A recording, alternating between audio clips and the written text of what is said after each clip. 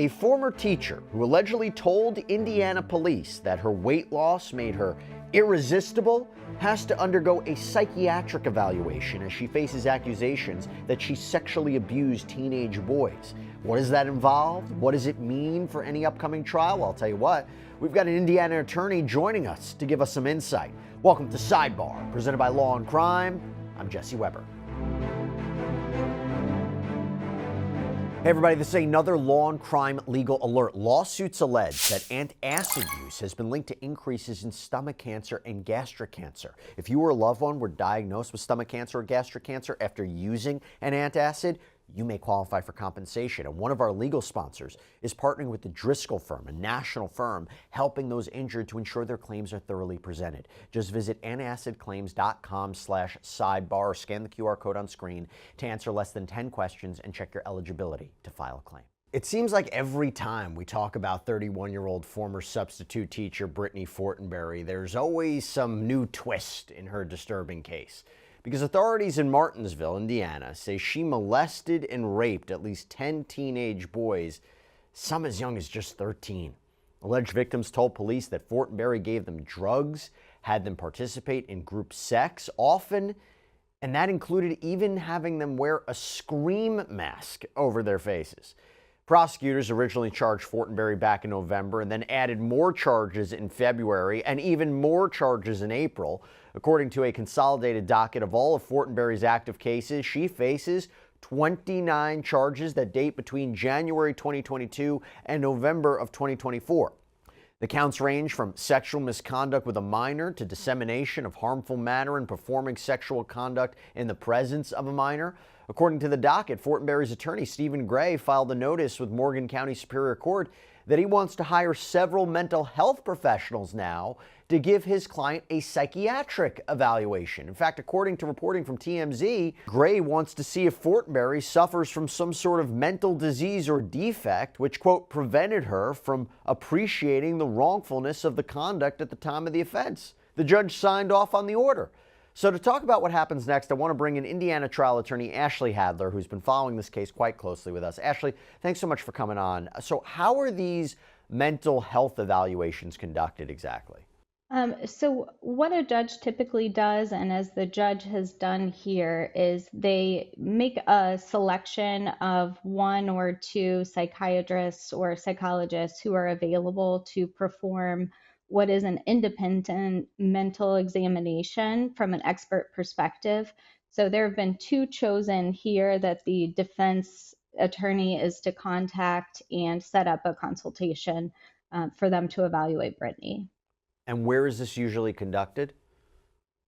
Well, in her case, the judge has said that it may be conducted at the jail since she is being held at the Morgan County Jail. The facility is equipped to provide for a private examination in person or by video conference if that's something that the psychiatrist would opt to do. Otherwise, if she were to be out on bond, then she could travel to their office for that exam. What are they looking for exactly? What do I mean by that? Look, it's not a shocker that so many criminal defendants or those who are accused of wrongdoing have some sort of mental health issue. Now, it doesn't negate the elements of the crimes that they're charged with, doesn't necessarily mean that there is a mental health defense or insanity. What are they looking for exactly? It's an interesting question because what they're looking for is distinct from a psychiatric diagnosis. So whether or not she has a diagnosis is not the question that this expert will be evaluating. What they are looking at is her ability to perceive a situation. It's all about perception. And she has to have a substantial and evident impairment that prevented her from appreciating one of the factors of the crime at the time that she committed it. And how do they do that? Like, what questions do you think they ask her? How long are these interviews? Do they push back? What are they like? What do they ask her?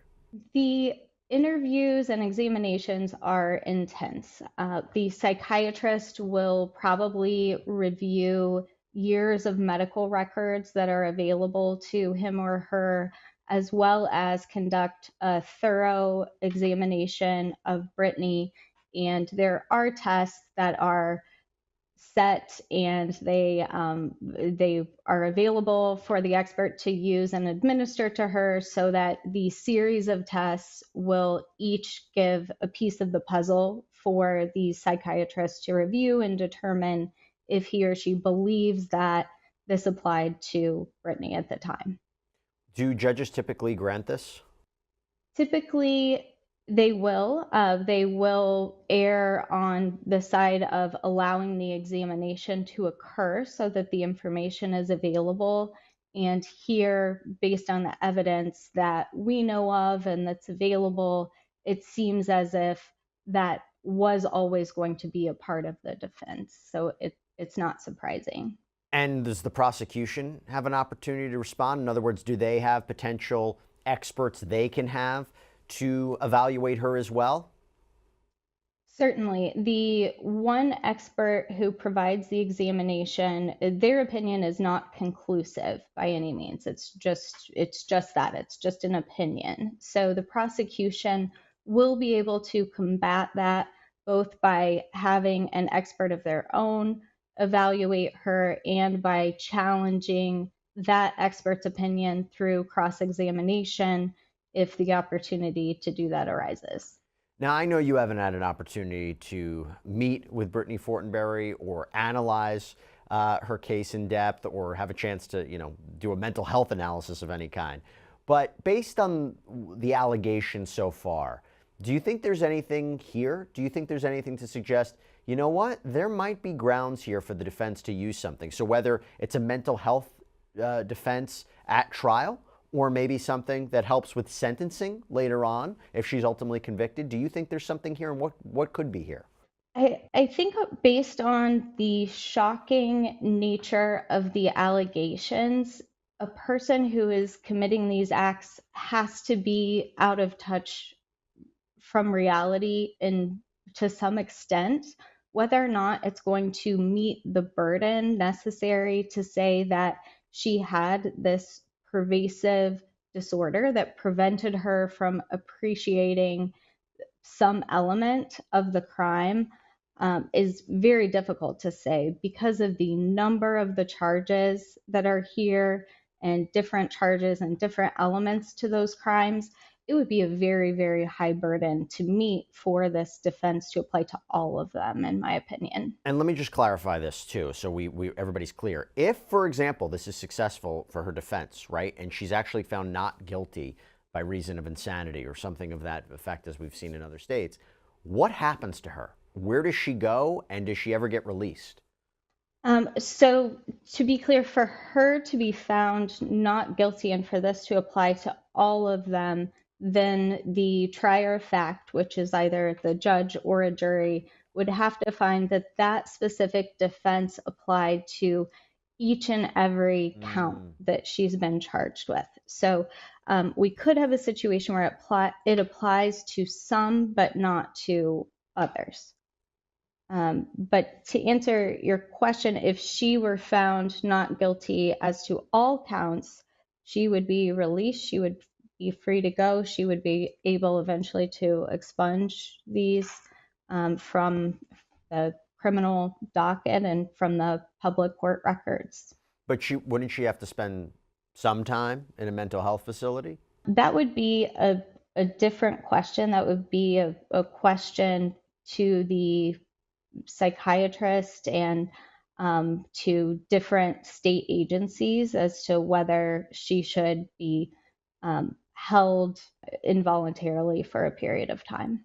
Interesting. So look, here's the thing. When you hear about Brittany Fortinberry, what she's accused of doing, you can see why her attorney maybe has concerns that, I don't know, she wasn't in her right mind. Why? Let me lay this out for a little bit, okay? So police started an investigation into Fortinberry back in August. And this is after 2 students reported that their former teacher, Brittany Fortinberry, had sent them inappropriate videos of sex toys, a stripper pole in her home, even nude pictures on apps like Snapchat and Instagram. The first victim to come forward said that what started out as just normal messages eventually escalated. November 2024, court documents say alleged minor victim said that she sent him a picture of her room, and in the picture was a stripper pole. Alleged minor victim talked about her telling him that after she left Martinsville that she was a stripper. Now she had an OnlyFans page and did exclusive stuff on her Snapchat stories.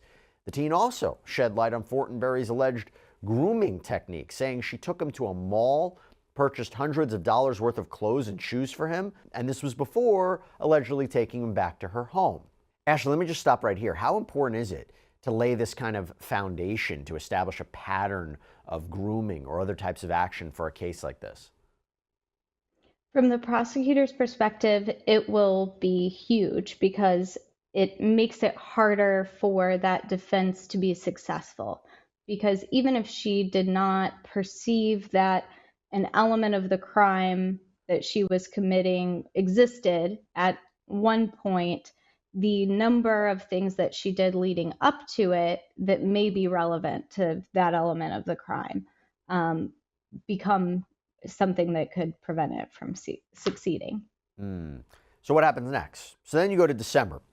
In December, a woman came forward to the Morgan County Prosecutor's Office saying that her grandson had had sexual contact with Fortinberry. According to a separate document, quote, alleged victim said he's there because he doesn't want Brittany Fortinberry to molest more kids.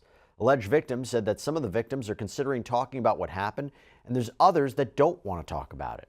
And more of those alleged victims apparently came forward in March, and what they had to say apparently to investigators was horrifying. Not only did they corroborate the stories about allegedly receiving inappropriate messages and photos and videos from Fortinberry, but they also apparently spent time in her home and allegedly, and this is really disgusting, participated in group sex.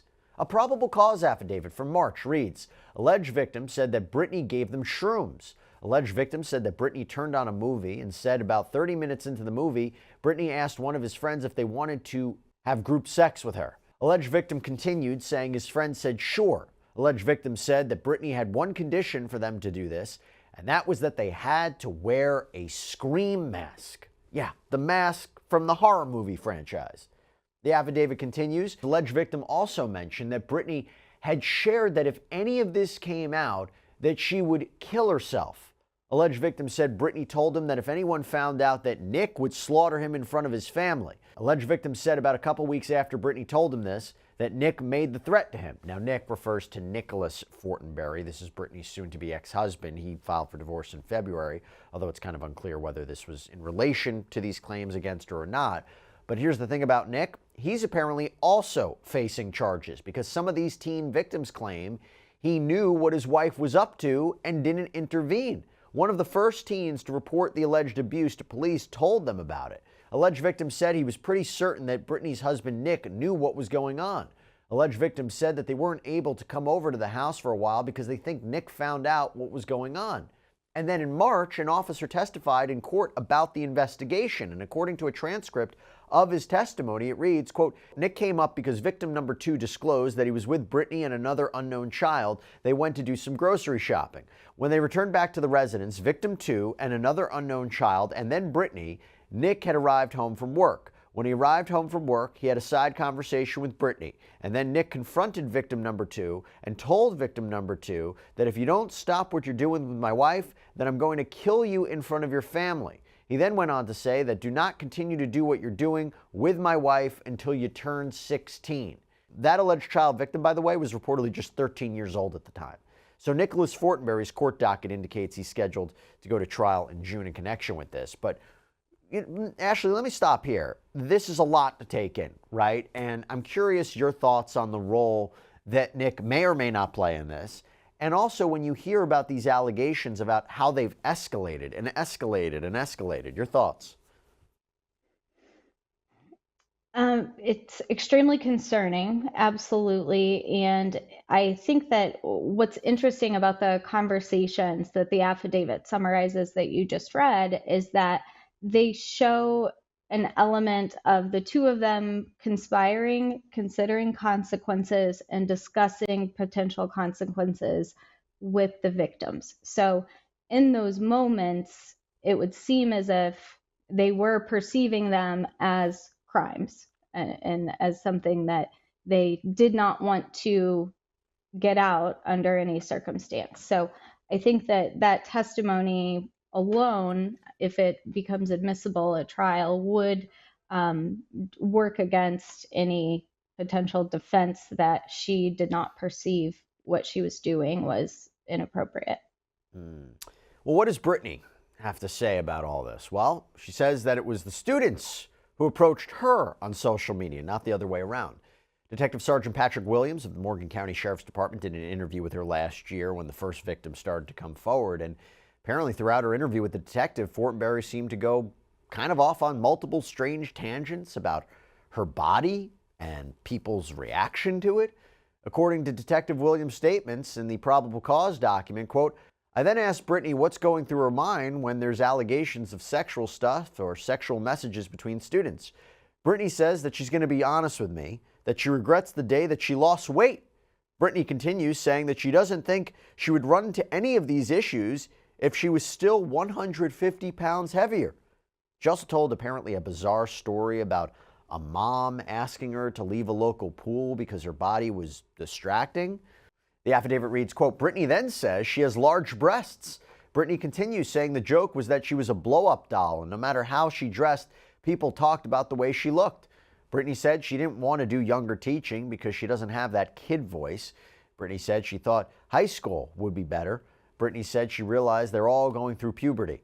Brittany says she showed kindness to these kids and people have problems with it. Ashley, you're kind of getting a sense of a defense?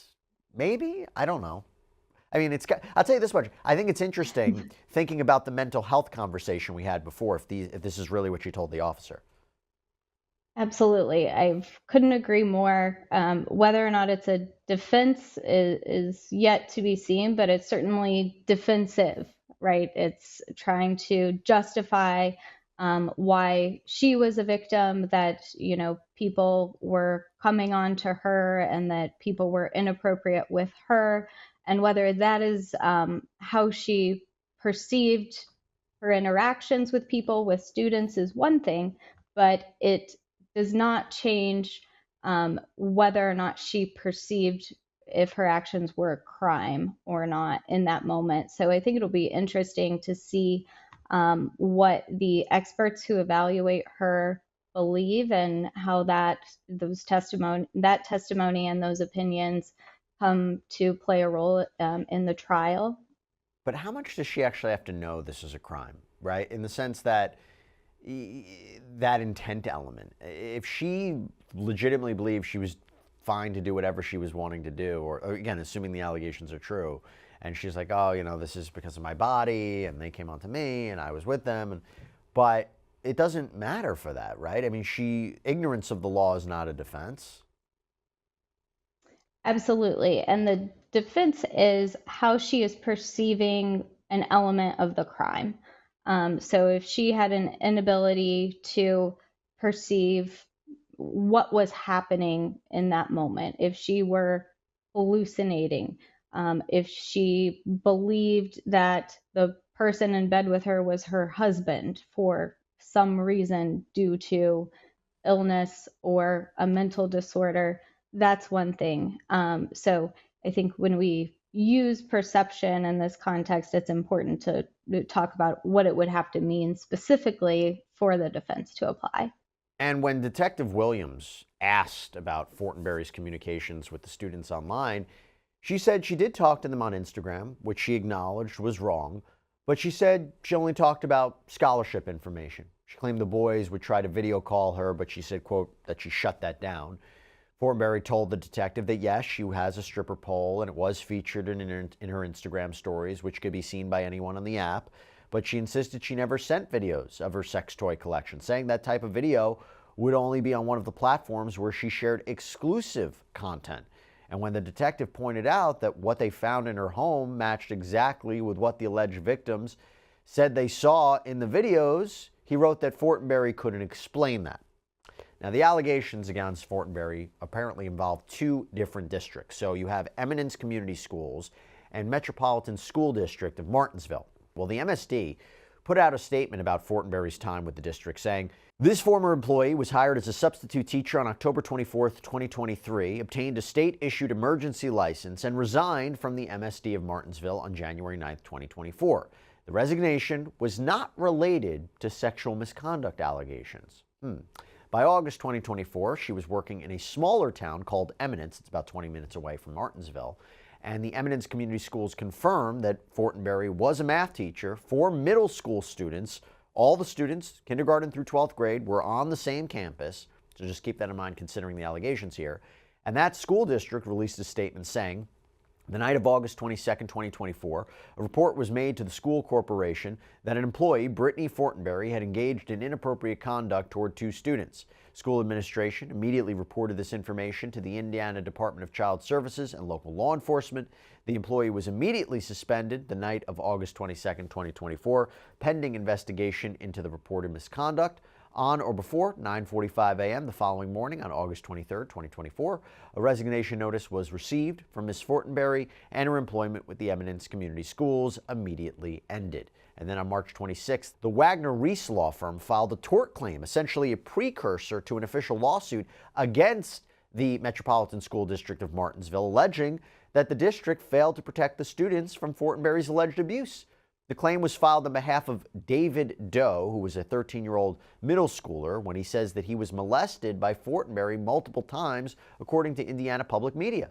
The tort claimed $700,000 per sexual assault and accuses the district of a number of things, including ignoring red flags about Fortinberry's behavior, failing to conduct proper background checks, though I should tell you the district claims they did, and also allegedly delaying reporting abuse to authorities. Ashley, real quick, what do you think about this legal action? So that is an interesting question, because that is the aspect that I handle in my practice, the civil side of this and seeking compensation for victims of abuse. So what will happen here after the tort claim notice? The school has a period that they have an opportunity to respond and make a settlement offer if they wish to do that. If they choose not to, a lawsuit will be filed after the school has denied the claim, formally denied the claim. And if the lawsuit is filed, then a thorough investigation will occur that will allow the law firm to obtain and subpoena all of the records from Department of Child Services, subpoena and receive all of the former employee records for Brittany, her application, her interview, her reference checks, all of those things that should have occurred that could have raised red flags to prevent this from happening. So the school now has an opportunity to either resolve that claim and other claims that are made, or allow a thorough investigation to occur so that justice can take its course and a judge or jury could decide the facts. Well, let's see what happens with that. Let's see what happens with this potential mental health examination. Just quite an update in the Brittany Fortinberry saga. Ashley Hadler, great seeing you. Thanks so much for coming on. Yeah, thank you. Take care. And that is all we have for you right now here on Sidebar. Everybody, thank you so much for joining us. And as always, please subscribe on YouTube, Apple Podcasts, Spotify, wherever you should get your podcasts. I'm Jesse Weber. I'll speak to you next time.